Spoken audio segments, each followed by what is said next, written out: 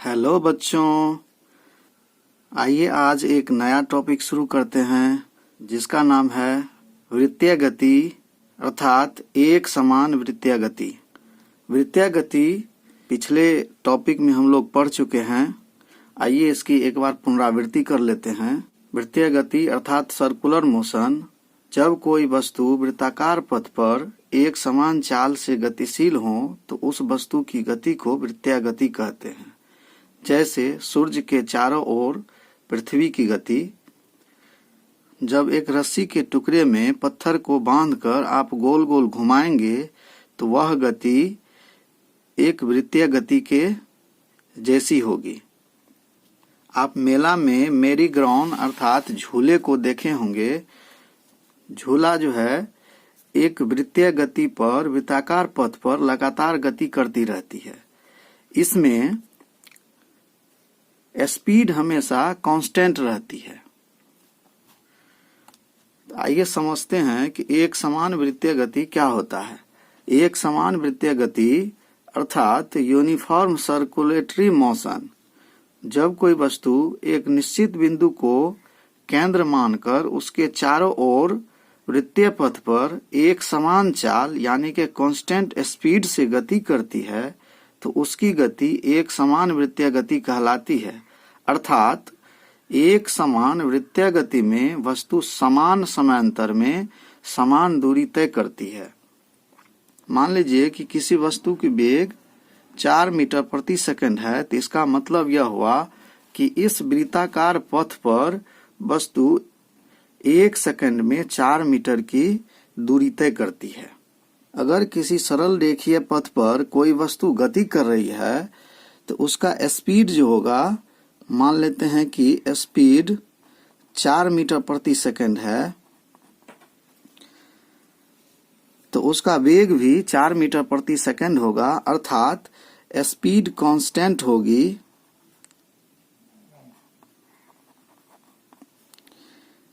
तो वेग भी कांस्टेंट होगा। यानी कि सरल रेखीय पथ पर वस्तु की दिशा नहीं बदलती है, जिसके कारण चाल और वेग दोनों स्थिर होता है अर्थात कांस्टेंट होता है। जैसे ही वस्तु की दिशा बदलेगी तो उसका वेग भी बदल जाएगा।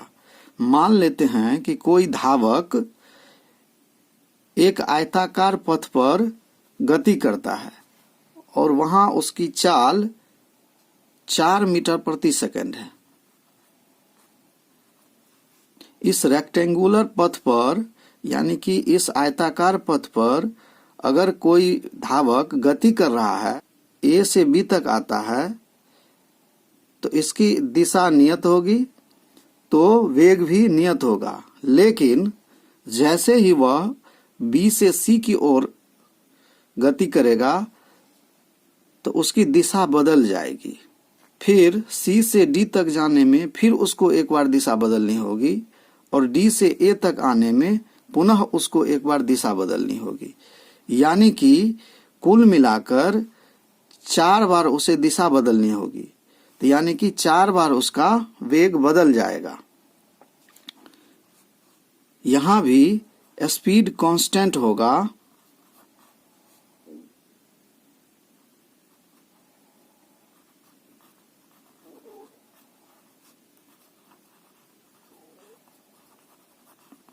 लेकिन चूंकि दिशा बदल जाती है, हर एक चक्कर के बाद दिशा बदल जाती है, तो उसका वेग भी बदल जाएगा।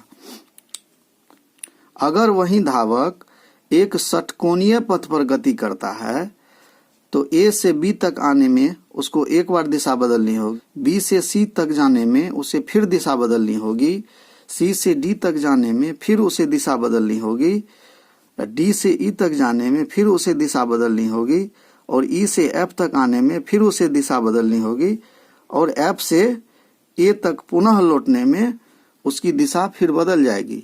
यानी कि कुल मिलाकर उसे 6 बार अपनी दिशा बदलनी होगी।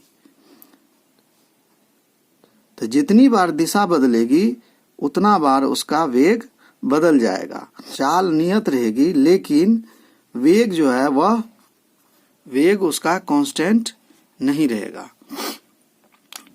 अगर यह ऑक्टागोनल पथ है यानी कि अष्टभुजीय है तो उसे 8 बार अपनी दिशा बदलनी होगी। यहाँ भी चाल नियत होगा, लेकिन दिशा बदलने के साथ ही उसका वेग बदल जाएगा। यानी कि ए से बी तक आएगा तब भी दिशा बदलेगी तो वेग बदल जाएगा। बी से सी तक आएगी तब भी उसका वेग बदल जाएगा। सी से डी आएगा तब भी उसका वेग बदल जाएगा। डी से ई आएगा तब भी उसका वेग बदल जाएगा।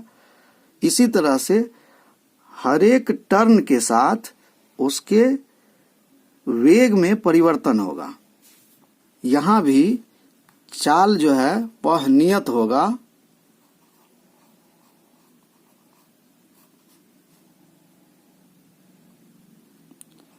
चाल कांस्टेंट हो जाएगा, लेकिन वेग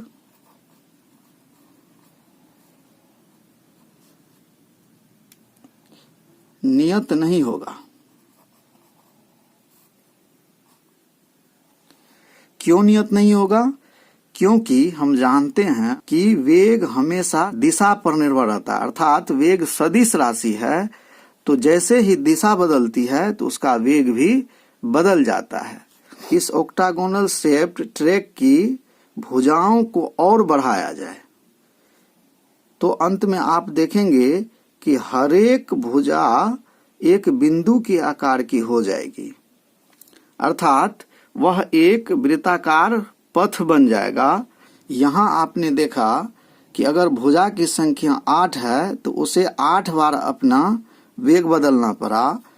अगर यह वृत्ताकार पथ है तो वृत्ताकार पथ में तो जितनी भुजा होगी उतना बार उसे अपनी गति बदलनी होगी, अर्थात उसका वेग बदल जाएगा। अर्थात धावक का वेग जो होगा हर एक बिंदु पर, यहाँ मान लीजिए कि यहाँ अलग वेग होगा, यहाँ अलग वेग होगा, यहाँ अलग वेग होगा, यानी कि हर एक बिंदु पर उसका वेग बदलता जाएगा। यहाँ चाल तो नियत रहेगी, लेकिन हर एक बिंदु पर उसका वेग बदलता जाएगा, यानी कि वेग परिवर्तनशील होगा। तो हम यहाँ देखते हैं एक वृत्तीय पथ पर भुजाओं की संख्या जितनी होगी उसका वेग उतना बार बदलेगा। कहने का अर्थ यह हुआ कि हर एक बिंदु पर धावक का वेग बदल जाएगा, अर्थात स्पीड कांस्टेंट होगा,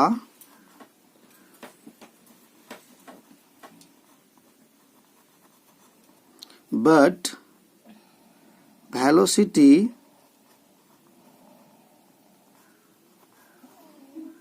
नॉट कांस्टेंट।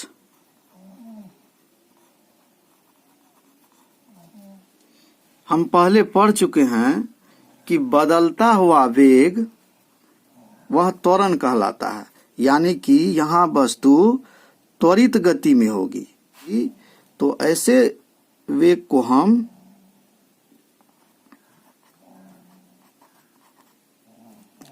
त्वरित गति में कहेंगे। वृत्ताकार पथ पर कोई वस्तु अगर गति कर रही है तो वह त्वरित गति कहलाती है। क्यों कहलाती है? क्योंकि हर एक बिंदु पर उसकी दिशा बदल जाती है और दिशा बदलने के साथ ही उसका वेग भी बदल जाता है। और हम लोग पढ़ चुके हैं कि बदलता हुआ वेग वह त्वरण कहलाता है। तो एक वृत्ताकार पथ पर वस्तु की गति त्वरित गति होती है। वृत्ताकार पथ पर किसी बिंदु पर उसकी गति तात्क्षणिक वेग अर्थात इंस्टेंटेनियस वेलोसिटी कहलाती है। जिस भी बिंदु पर आप उसका वेग निकालेंगे वह वेग उसका तात्क्षणिक वेग कहलाएगा। यहाँ तक आप समझ गए हैं कि एक वृत्ताकार पथ पर वस्तु की गति जो होती है वह त्वरित गति होती है।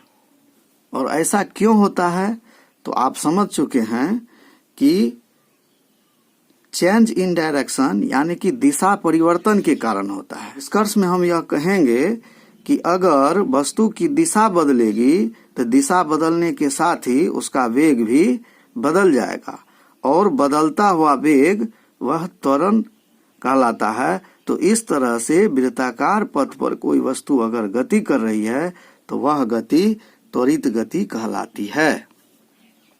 मान लेते हैं कि यह एक वृत्ताकार पथ है। अगर कोई वस्तु वृत्ताकार पथ पर गति कर रही है तो उसे पूरा एक चक्कर लगाने में कितनी दूरी तय करनी पड़ेगी। आप जानते हैं कि वृत्त जो है, चूंकि यह वृत्ताकार पथ है तो वृत्त की परिधि ही उसका एक चक्कर हो जाएगा। तो वृत्त की परिधि बराबर होता है एक चक्कर में तय की गई दूरी, इसका हो जाएगा 2πr। तो एक चक्कर लगाने में वह एक परिधि के बराबर दूरी तय करेगा, अर्थात वह 2πr के बराबर दूरी तय करेगा।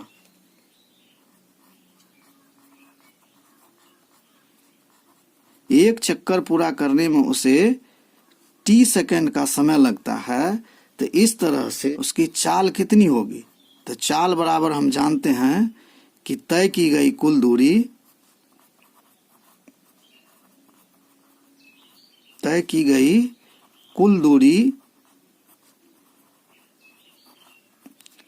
बटे दूरी तय करने में लगा समय अर्थात समयांतर।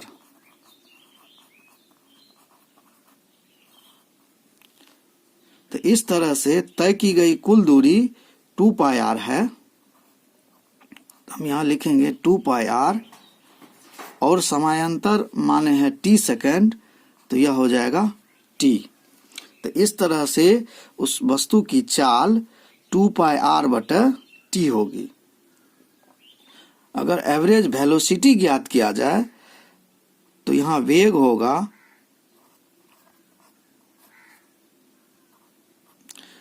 वेग बराबर हम जानते हैं कि होता है विस्थापन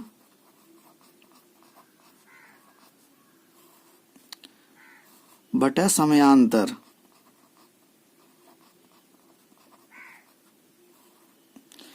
वस्तु अगर ए बिंदु से चल करके पुनः ए बिंदु तक आता है तो उसका विस्थापन कितना होगा? तो विस्थापन हो जाएगा 0।